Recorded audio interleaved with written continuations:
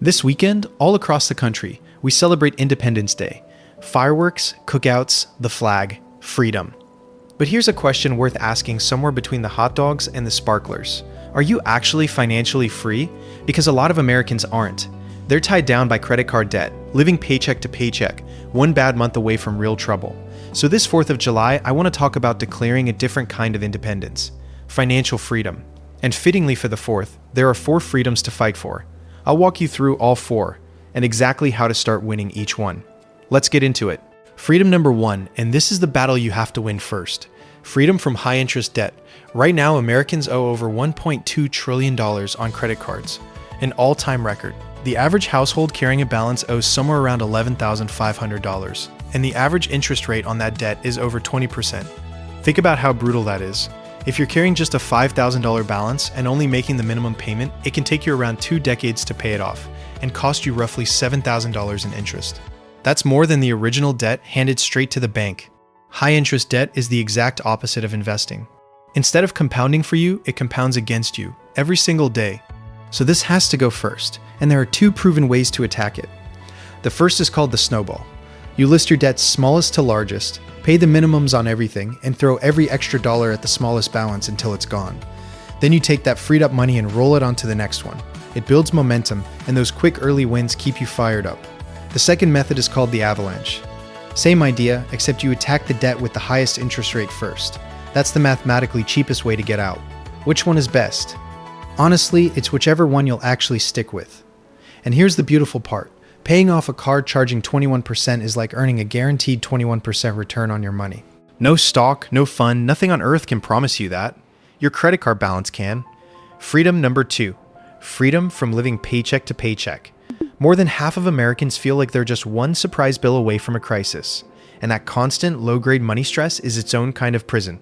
The tool that breaks it is simple. An emergency fund. Start with a small, winnable goal. Say $1,000 in a separate savings account you don't touch. Then, over time, build it up until it can cover 3 to 6 months of your basic living expenses. This is the buffer between you and the world. When the car breaks down, or the water heater floods, or the job suddenly disappears, you don't panic, and you don't reach straight for the credit card you just worked so hard to pay off. You just handle it and move on. An emergency fund won't make you rich, but it's the exact thing that stops you from becoming poor, and it's the foundation everything else gets built on. Freedom number 3. Freedom from trading every single hour of your life for $1. Once that high interest debt is gone and you've got a cushion underneath you, you finally get to do the fun part, the stuff we've been building toward on this whole channel. You put your money to work. You grab your employer's 401k match, that instant free money. You open a Roth IRA so your growth comes out tax-free. You buy simple low-cost index funds and let them quietly compound for decades. And slowly, something almost magical starts to happen. Your money starts earning money. Every dollar you invest turns into a tiny worker that goes out and earns more dollars for you, around the clock, whether you're on the clock or asleep on the beach. That is the moment you stop depending only on your own 2 hands, and start building income that doesn't cost you your time. And that leads straight to freedom number 4, the ultimate one. Freedom to make work optional. This is what people call financial independence, and there's a simple rule of thumb used to picture it. When your investments add up to roughly 25 times your yearly expenses, you could, in theory, live off of about 4% of them each year without running dry. Let me make that real. If you can comfortably live on $50,000 a year, then somewhere around $1.25 million invested could make you financially independent. At that point, a paycheck becomes a choice, not a life sentence. Now let me be straight with you, because this is your money. That 4% figure is a guideline, not a guarantee. Markets rise and fall, and your real number depends on your own life and expenses. But here's the whole point. That mountaintop that feels impossibly far away is genuinely reachable for ordinary people, not through a lottery ticket, but through exactly these 4 steps, repeated patiently over the years. And notice the order, because it matters. You knock out the high interest debt first, because nothing you invest can outrun a 21% interest rate. Then you build the emergency fund, so a single bad week can't drag you back into that debt. Then, and only then, you invest the difference and let time and compounding carry you the rest of the way up the mountain. Debt, buffer, invest, independence.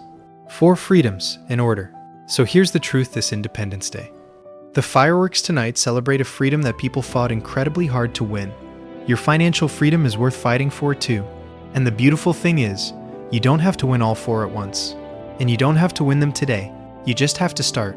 Pick freedom number 1. Look at your highest interest debt and throw $1 extra at it this week.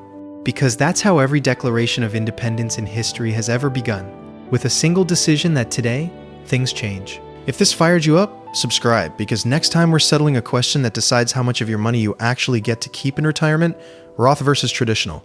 Happy 4th of July. Enjoy the fireworks. I'm Jake, and I'll see you in the next one.